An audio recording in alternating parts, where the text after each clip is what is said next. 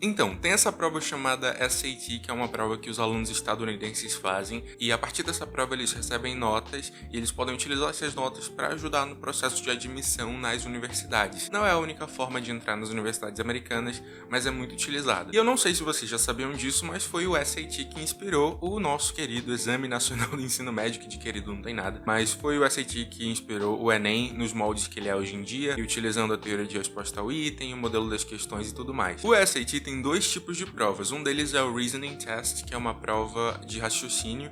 Então você vai ter uma sessão de leitura crítica, uma sessão de matemática e uma redação. E tem o Subject Test, que é uma prova que você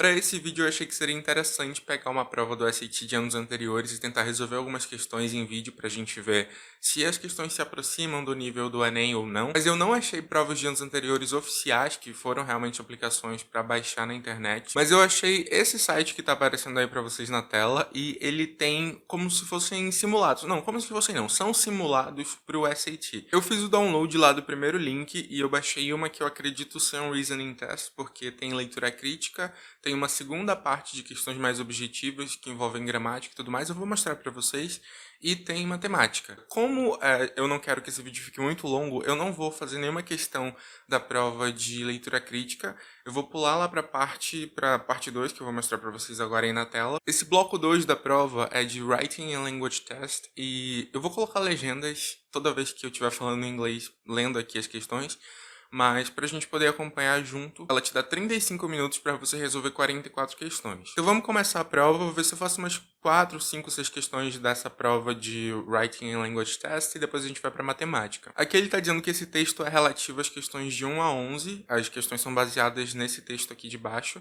Então vamos começar. O título do texto é Way to Go, mas esse whey está escrito com H, então é whey de proteína do leite. Inclusive, pra galera maromba que assiste o canal, é daí que vem o whey protein. Então vamos ler o texto. Greek yogurt, a strange form of kosher yogurt, has grown enormously in popularity in the United States since it was first introduced in the country in the late 80s. From 2011 to 2012 alone, sales of Greek yogurt in the US increased by 50%. The resulting increase in Greek yogurt production has forced those involved in the business to address the detrimental effects that the yogurt making process may be having on the environment. Fortunately, farmers and others in the Greek yogurt business have found many methods of controlling and eliminating most environmental threats. Given the solutions as well as many health benefits of the food, the advantages of Greek yogurt outdo the potential drawbacks of its production. The main environmental problem caused by the production of Greek yogurt is the creation of acid whey as a byproduct, because it requires up to 4 times more milk to make than conventional yogurt does. Greek yogurt produces larger amounts of acid whey, which is difficult to dispose of. To address the problem of disposal, farmers have found a number of uses for acid whey. They can add it to livestock feed as a protein supplement, and people can make their own Greek-style yogurt at home by straining regular yogurt. If it is improperly introduced into the environment, acid whey runoff can pollute waterways, depleting the oxygen content of streams and rivers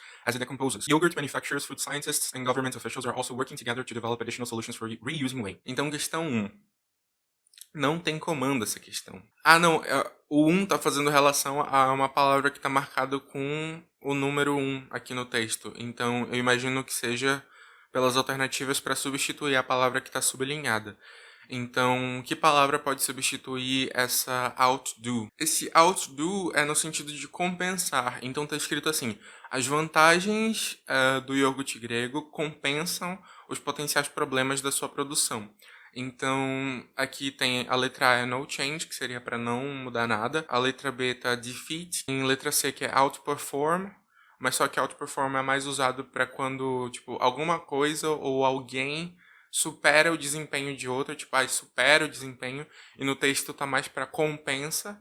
Então seria a letra D, outweigh, porque é uma palavra que também tem esse sentido de compensar. Vou marcar aqui nesse caderno as alternativas que eu quero marcar, para depois, quando a gente for olhar o gabarito, ver se tá certo. Segunda questão, which choice provides the most relevant detail? Então, qual alternativa tipo, te dá o detalhe mais relevante? A 2 está fazendo referência a essa frase sublinhada que vocês estão vendo aí no texto, mas eu vou ler a parte completa do texto para ver se faz mais sentido. Então, they can add it to livestock feed as a protein supplement.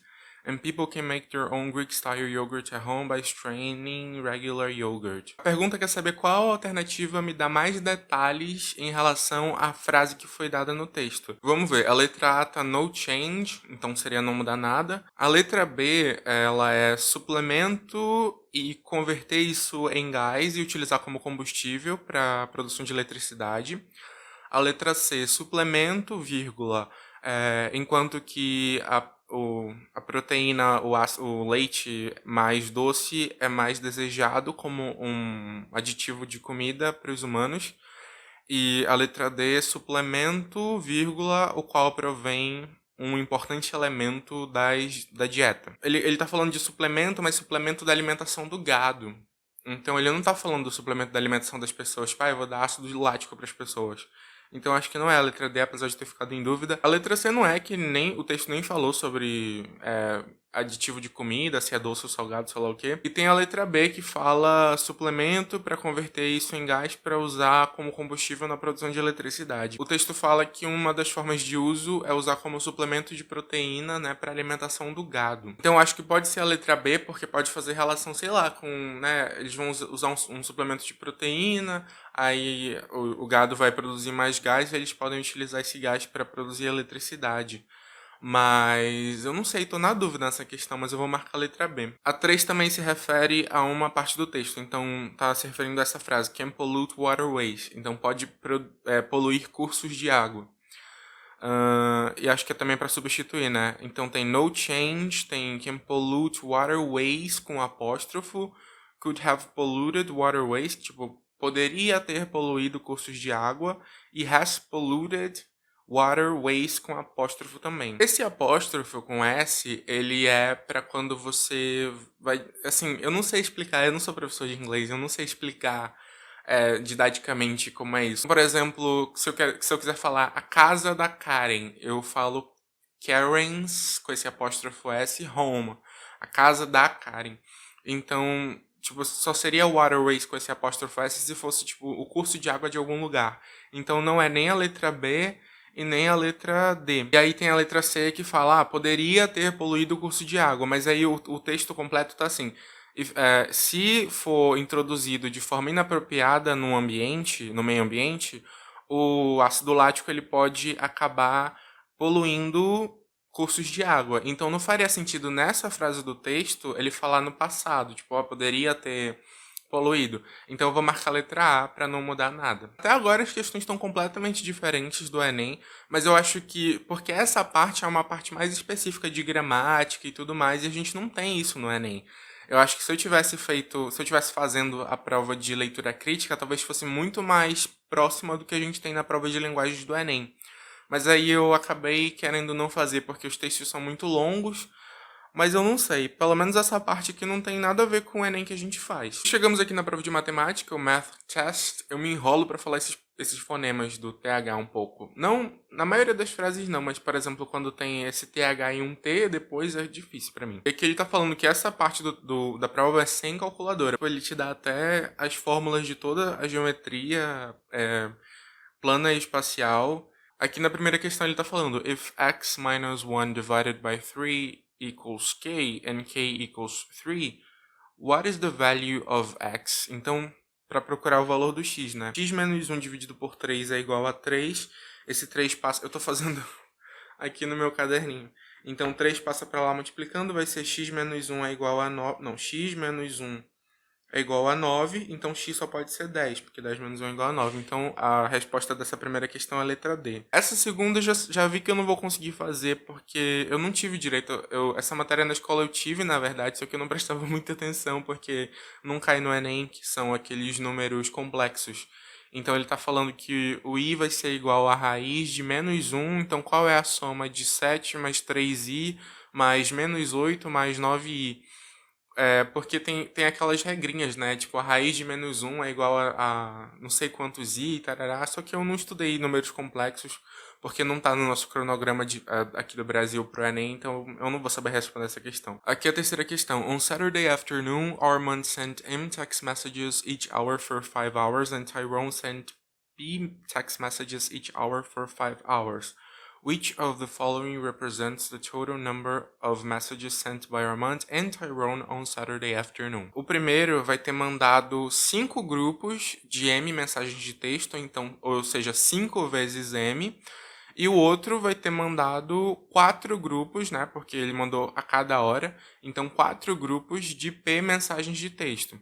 Então, o número total, eu imagino que vai ser 5 vezes M, né? Que é 5 vezes o grupo de mensagens que ele mandou a cada hora, mais 4 vezes P, de acordo com essa explicação que eu dei para vocês.